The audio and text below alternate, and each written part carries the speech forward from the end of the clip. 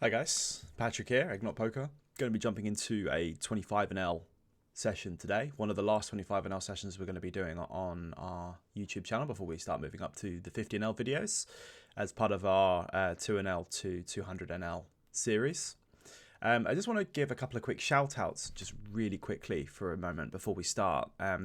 Just basically I want to say a massive thank you to everyone who's liked, commented, subscribed, and just kind of joined my Discord, followed me on Twitch, and just started to help really just kind of assist me and help me out and help me promote my channel and give me a lot of support there. I just want to say a massive thank you to everyone so far who's helped me start this journey.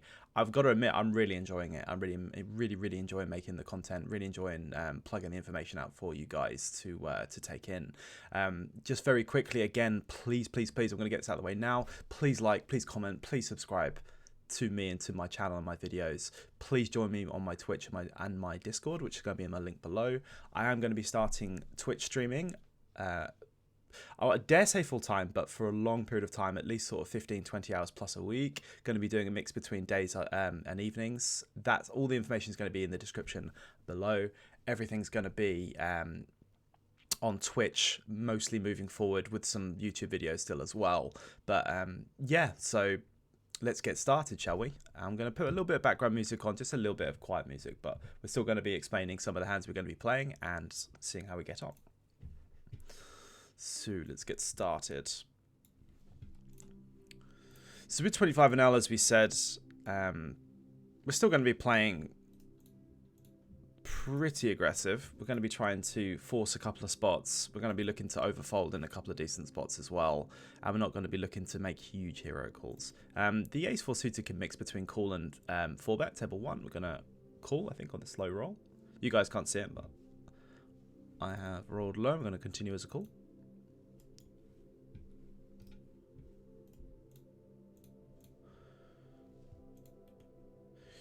Got some decent backdoors. We've got backdoor straight. We've got ace high, which could easily be winning. Blocking ace jack, blocking aces. We've got backdoor straight and flush draw. I think I prefer a raise with this candidate rather than a call out position. We can put some fold equity directly on a hand like ace 10 of diamonds, for example. That's always good. I think our hand's a little bit too weak to call a half pot out of position.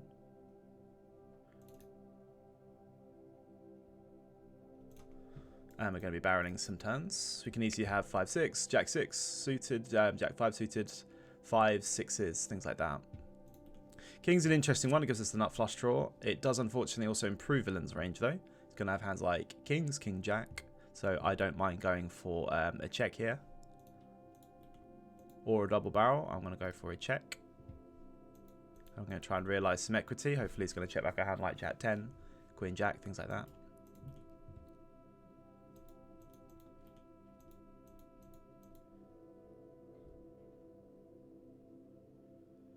We're going to be playing a jump. Do like us. Hoping our villain's got something like Jack-9, Jack-10, or maybe a float which he may bet on the turn and then fold to shove.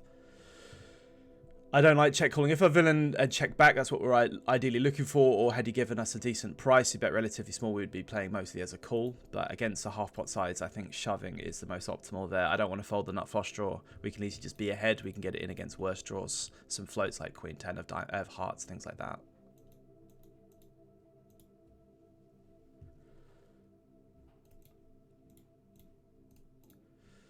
So yeah, keep these labels going, guys, as we said.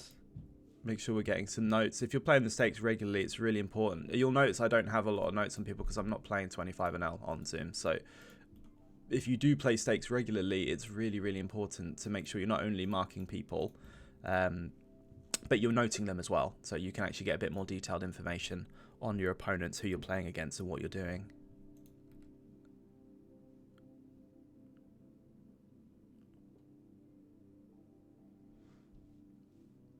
I don't know if you've noticed, but also I've got the green screen up now, so you don't see my horrible wardrobe in the background anymore.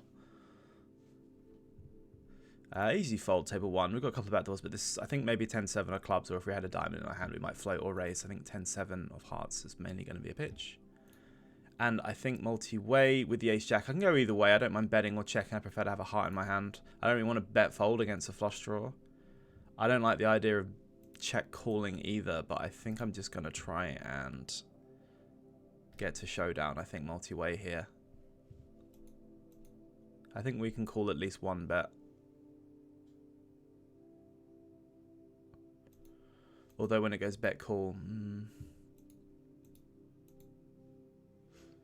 the 8s can mix between fold and call. I don't think there's any 4-betting with 8s. I rolled a call, so we're going to defend.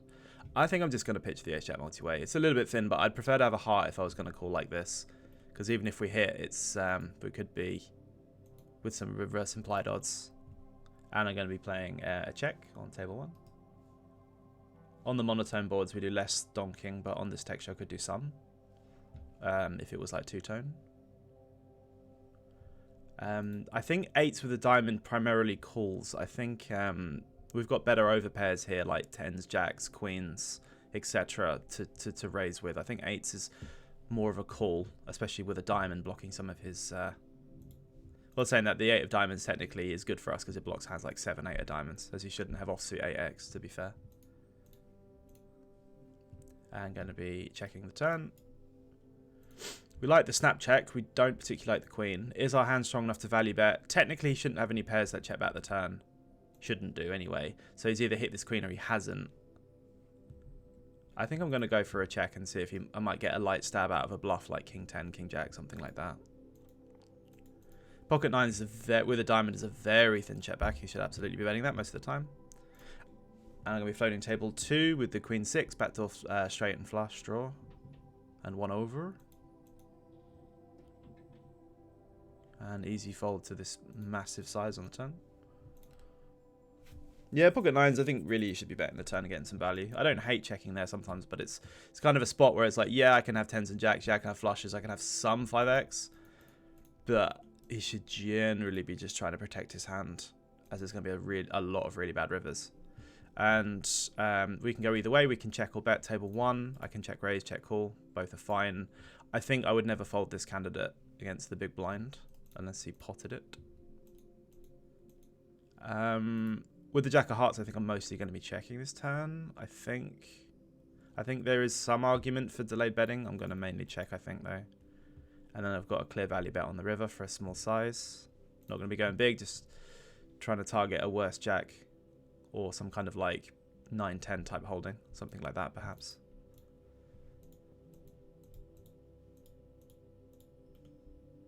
It's a little thin, but it's fine. I think at these stakes we don't get binned, right? So I think it's okay just to go for thin value.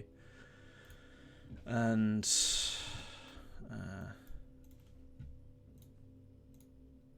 he called with 9-10. There you go. Perfect.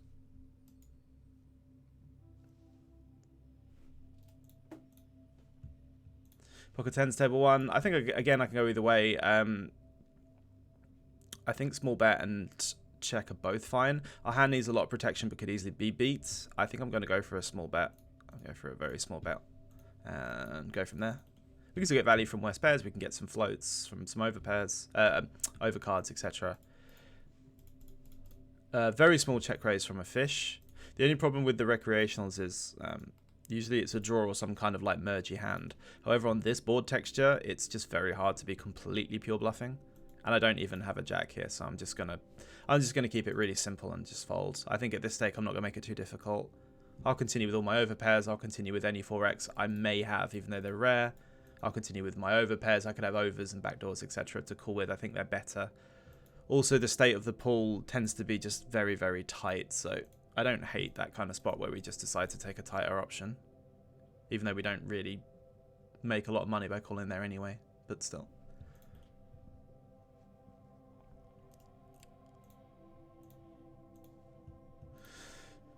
Table 1. Again, I don't mind checking or betting this multi-way. It's completely fine. After flatting against the hijack. Let's check this time.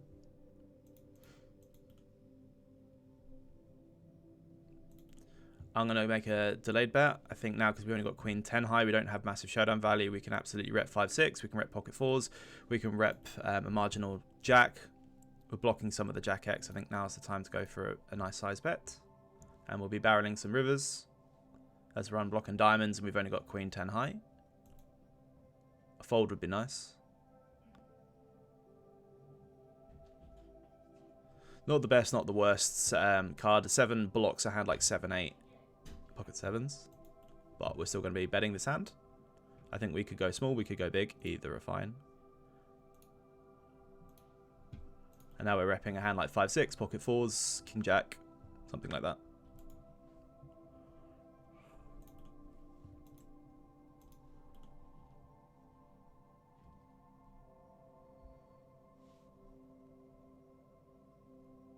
Hope you guys are enjoying your Saturday, guys.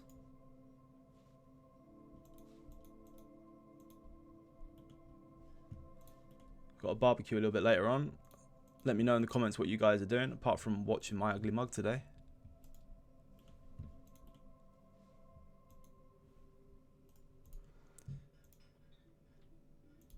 And a reminder, if anyone's interested, my Twitch stream is going to be starting as of Monday. That will be Monday the 1st of August.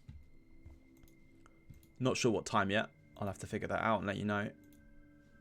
Jack 7's close. I've got a very tight big blind. So who doesn't really fold, doesn't really 3-bet very much, isn't very aggressive, so I'm going to fold. And an easy fold table 2, the king deuce suited. Remember, at these levels, you're really, really exploitative with looking at your people. If you're opening the cutoff on the button quite wide, you want to be looking at the blinds. Are they super aggressive? If so, don't. If they're really, really tight, then just open everything you can. If you've got recreationals all over the place and you've got a marginal hand in any position, get involved.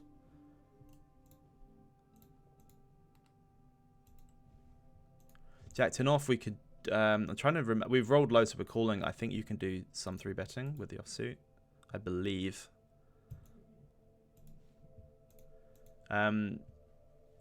Mixed call on table 1. Again, because this guy's short stacked, I'm going to fold. And playing a check call, table 2. I don't think Jack 10's strong enough to check raise. Generally, as an exploit, people, most players at this level, mix defend with 8-9 offsuit. I'm going to fold on low roll. They generally check back a lot of like marginal hands, like pocket 4s, pocket 6s, ace king, ace queen, king queen, king 10, things like that. So what I'm going to do is I'm going to call the turn. I'm probably just going to overfold the river. I'm probably not even going to consider it. Although we improved to 2 pair, so now we're not getting away. Unless this guy exploitatively pots it, then we're going to be folding. Against third, easy call. I don't think I'm going to raise this combo. I don't think I get called by king queen if I raise. And he can still have hands like king 10, ace queen, jack 9. 10-7 perhaps. As you can see, he's got king queen there. It's exactly as I said. Like, it checks back, like, always going to check back the same type of ace high king high showdown, or really, really low pairs, like marginal hands. And then when the large cards come out, like the ace and the king x come out, they tend to be very honest with their delayed betting, just as an exploit against regulars, because they're kind of doing the right thing. They are checking back a lot of light strong showdown value, but they're capped at their showdown value is what I'm saying. So, for example, if that had been a brick, I probably would have just pure folded the river. I don't think I would have considered a call. I've got 2 recreationals here on table 2. I've got a bit of a whale position seat 1. I'm not going to like 3-bet this. I think we're going to get called a lot.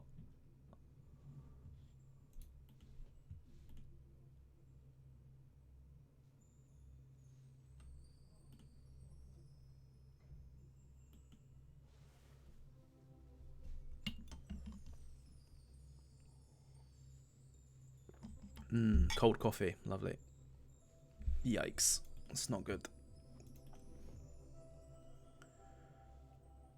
10-5, easy fold, as is the 7-3.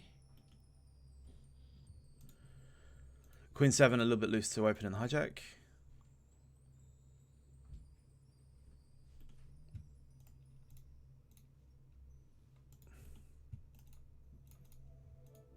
Queen 10, easy open. I'm going to exploitatively min open because I've got a shorter stack on the small blind. I don't want to encourage him to shove, although he still does. But we save ourselves half a big blind there, so that's a win, in my opinion.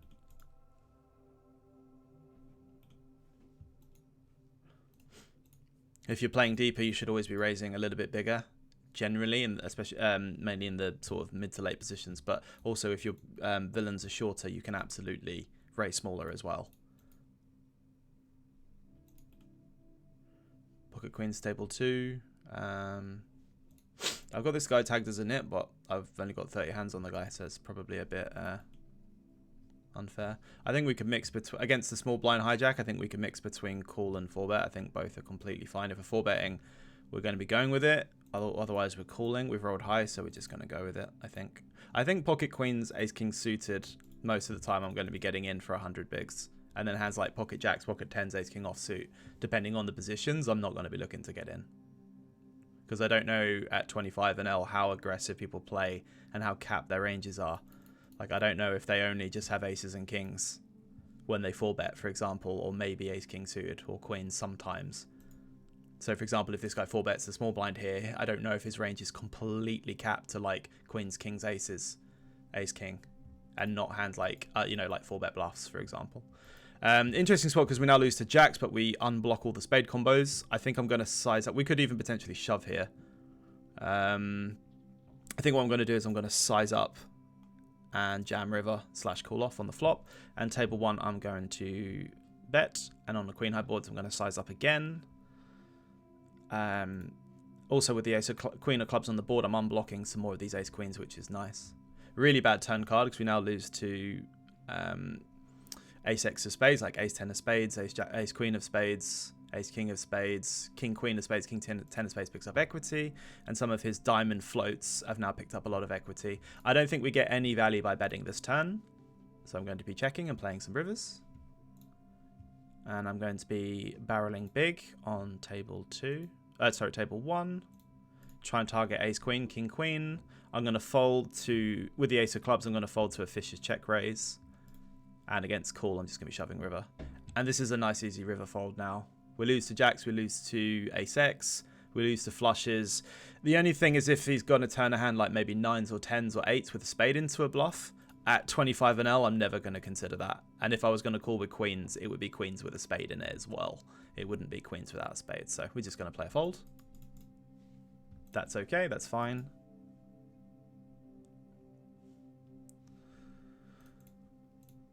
Our villain can have plenty of flushes there. He can have plenty of good hands. Some bluffs, like, but, you know, again, if he's got a it's even the ace x of diamonds, for example. Well,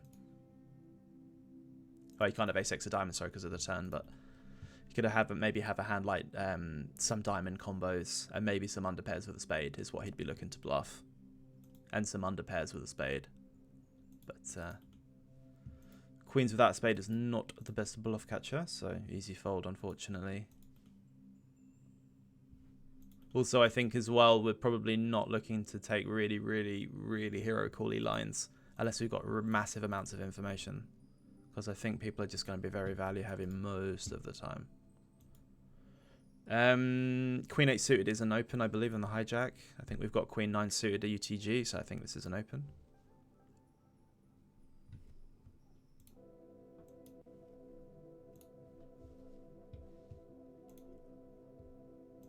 And with these recreationals calling behind on table 1, I absolutely want to be just calling. I mean, ace 9 suited would be mostly calling anyway. Queen 8 suited is an easy fold table 2. I just want to call and just try and see if we can hit a hand, basically, with the recreationals in the pool. Although ace 9 suited, ace 10 suited, ace jack suited tend to mostly call. I think ace jack suited does a little bit of 3-betting. Ace 9 mostly calls, I believe, anyway. Multi-way, you're also incentivized to call these because you want to just realize multi-way. Pure fold table 2, I think, with the ace jack offsuit. I don't think I'm exploitatively. If you have reads like these guys over 3-bet like massively, then you could start potentially over 4-betting these. And I'm going to be folding to the size table 1, I believe. If this guy bet smaller, I could have potentially check raised this combo, blocking ace king, aces, backdoor straight and flush draw. Against large size, I'm just going to play a fold, I think. Generally, when your opponents are betting bigger, you're disincentivized to raise. And then when they bet smaller, you're more incentivized, just as a thing. And then also the deeper you are, the more shenanigans you can use.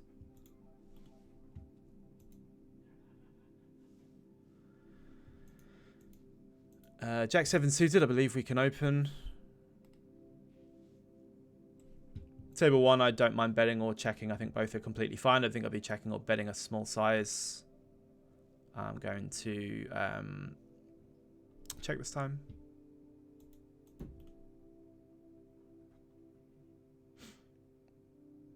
You could get away with making a small bet for protection on table 1 as well. Delayed bet for protection or checking.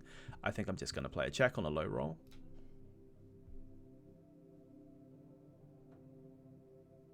And then I don't think there's any value on a paired board out of a 5 high flush. So I'm going to be checking this one back. Table 1, pocket aces. This is bigger bet or check, I believe.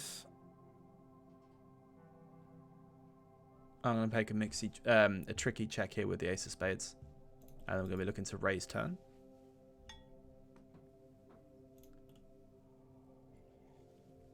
So now we want value out of ace queen, king jack, diamond, spades, etc. So we're going to be raising this one. Raising nice and big. We're going to be ahead here almost always. Villain doesn't have 10s or queens. The villain can only have queen 10. Pocket 3s, pocket deuces. Deuce is pretty good as well. Because now if he did have a hand like 10-3 suited, for example, we beat that. I think we were probably ahead on the turn 90% of the time anyway. Blocking the ace-x of spades, he's got slightly more value hands. I think we can absolutely jam this against a hand like king-queen, queen-jack. That may not give us credit, and I can absolutely be bluffing here with a nut advantage of like pocket queens, pocket 10s, etc. I think we want the maximum against a queen there. Table 1, we've rolled a 4-bet, cutoff versus bottom with the king-queen.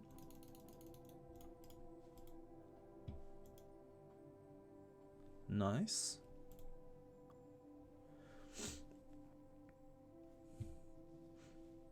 Ace 10 is the open. Table 2.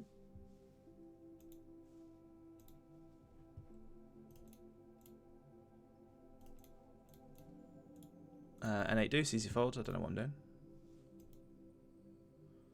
Queen 4 offsuit. This is my brother's favourite hand, as it knocked me out of a low stakes live tournament a couple of years back. And it will never let it down. Folding 8-6.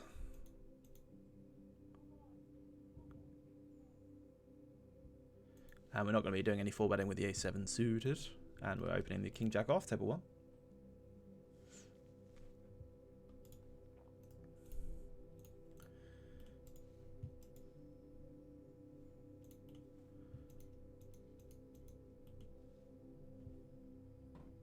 King 7 suits we're going to be opening. UTG, king 5, 6, 7, and 8 I think are all mixed opens, like roughly half the time. You could probably just get away with opening them pure at low level.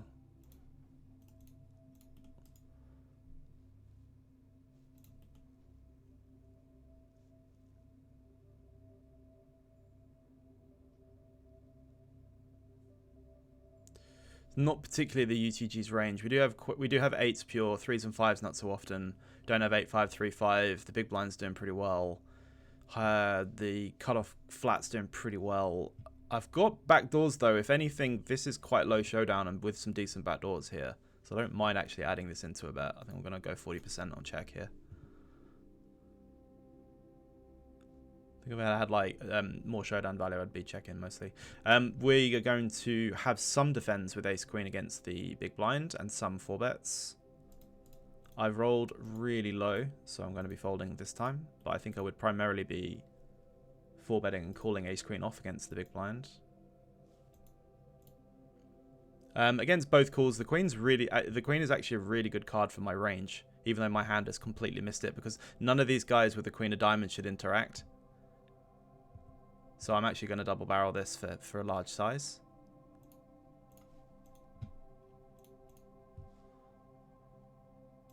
And now this guy's range is starting to become capped at like 6-7, pocket 7s, some diamond combo, backdoor diamond combos, 8x. So a lot of my bluffs now improved on the river. So I'm absolutely going to go for a third shell. Try and fold out an 8, pocket 7s, something like that. Table 1, I'm going to actually play a check on this board because we don't do a lot of 3-betting. With like hands like 7s, 8s, 9s. We can absolutely call or raise. I think both are fine. I think without a club we can raise more because they've got more like King X of club combos. Our opponent has pocket kings, so I don't... Okay. I'm not trying to make that fold. And I'm going to be... You can call or raise here. I'm going to play a call, I think, this time. And we could potentially... think about whether I want to lead this turn or check shove it. I think I'm going to play a check jam. Yeah, table 2, I don't know what's going on with the kings. If our opponent's flatting kings in the cutoff there, it's a bit sad for us to be trying to bluff. And I think we've got an easy check shove now. I think with the SPR, we can't really just raise this. I think this is shove. Good luck us. Hoping to get called by like 10s, jacks, 10-9, some combo draws. Good luck.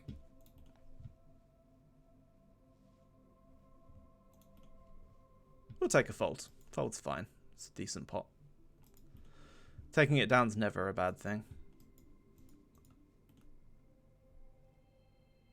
Don't know if we've been that guy or if we made a good fold. We'll find out, I guess. Or we'll never know.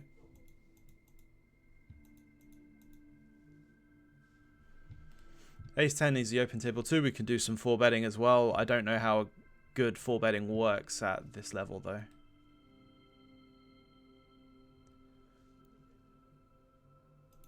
Triple jack, I don't actually know if we're supposed to bet range here, blind on blind. I think I'm actually just going to bet my entire range as we have an advantage with all the jack X. He's supposed to be 3-betting suited jack X. So I guess we have more combos. And we have all the bigger pairs as well.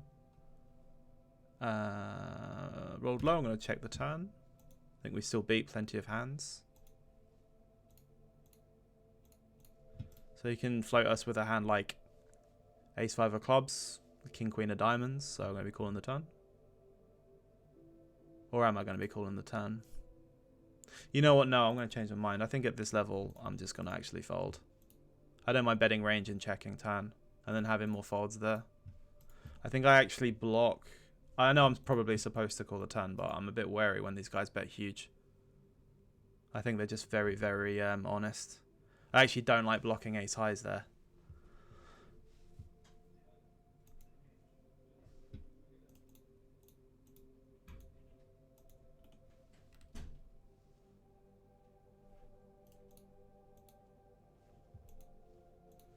We can call a 4-bet table 1. Gonna call.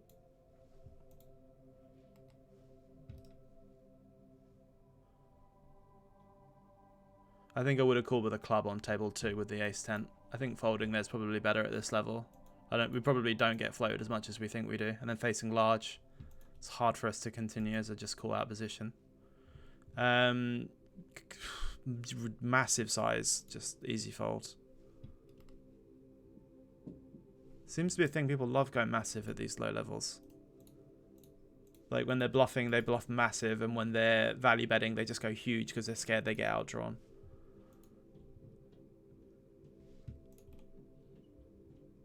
We can mix between fold, call, and 3-bet with 7s. We've rolled really low, so I'm going to fold.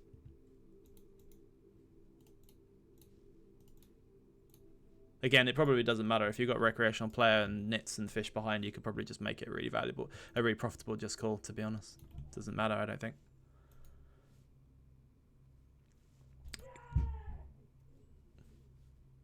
People above are screaming.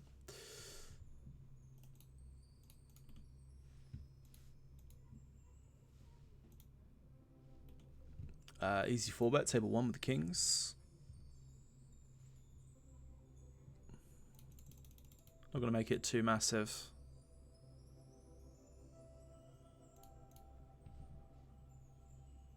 And obviously calling a shove and just hoping we're dodging aces. 4-bet pots always seem to be really scary in these games because it just seems to be like 99.8% of the field have a pure capped range in 4-bet, 5-bet jam spots with like queens plus ace-king suited. So we can still get value from jacks, we can still get value from queens. Again, a lot of our hands might just check here. I don't mind betting, I don't mind jamming. I think I'm going to go for a block and then call off, and then just shove turns, like non-connected turns. Yeah, we have to just go with this now. We're not thrilled with it, but we beat jacks, we beat ace 10, we beat queens, and sometimes we'll run into a... I don't think he just raises directly with a straight either, so sometimes we'll run into some 2 pairs of sets, but we're going with it for 100 Bs. Good luck. Okay, that's fine. I quite like his raise, actually, on the flop. And we chop, I think, yeah. A bit unfortunate, but it's okay.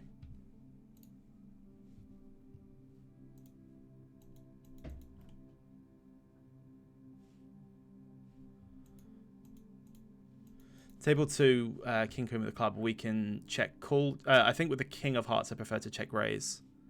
Sorry, check call rather than check raise. We can bet. Actually, no, I'm lying. We could probably mix all. I think I'm just going to bet this time. And I'm probably going to size up a little bit, considering the board's quite dynamic. I don't think... we flipped a straight table 1 somehow. Going to be looking to pick up some big cards on the turn and some awesome hearts. That's a really bad turn. Not only for our hand, but for our range as well. We don't have a lot of 8x. Our opponent does. We don't. Our range is wider. His range is more condensed. This is an easy check. If it goes check, we might bluff some hearts, but that's about it. I'm going to overbet the turn, table 1. As we unblock ace-x, for example. Yeah, this just needs fold. This is a really, really bad size from villain. Really bad size. Because, yeah, we don't have a lot of 8x, but we absolutely are not folding hands that, you know, we're not folding like aces and kings, for example. We're not folding some hands like ace king, like ace x of hearts, because we just beat other hands. I'm not going to be 5-betting table 1. Like, he just kind of doesn't really get value. He just gets to actually just bet more small there, in fact. Because he wants to get value, technically, with his sets, with his straights, and so on. You can have some bluffs, like, I guess, like, worse flush draws, or just some complete floats, but, again, like, you don't need to go that size. You just kind of bin yourself and don't really get any value. Rolled a 3-bet, table 2 with the 5-4 suited. Going to call it there on the next big blind for this one. We're going to be betting range. Table 2. We just have such a nut advantage here. We can pick any size we want. Going to start with a small size. And folding table 1. I'm actually going to use this as a bluff this time, I think. We're pretty low down. I think I'm going to bet jam this.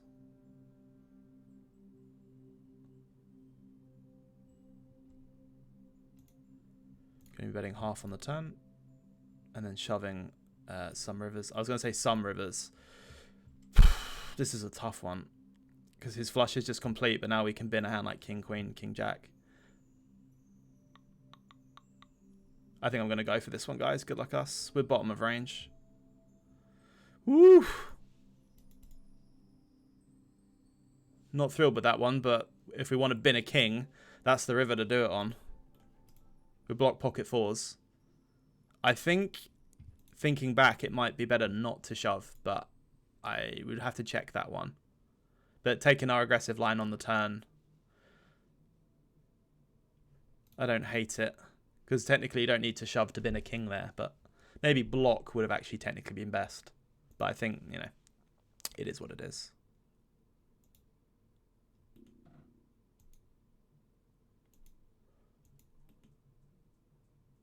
Alright guys, going to call it there. So thank you for watching. Please like, comment and subscribe. Please smash that like button. Please subscribe to my channel.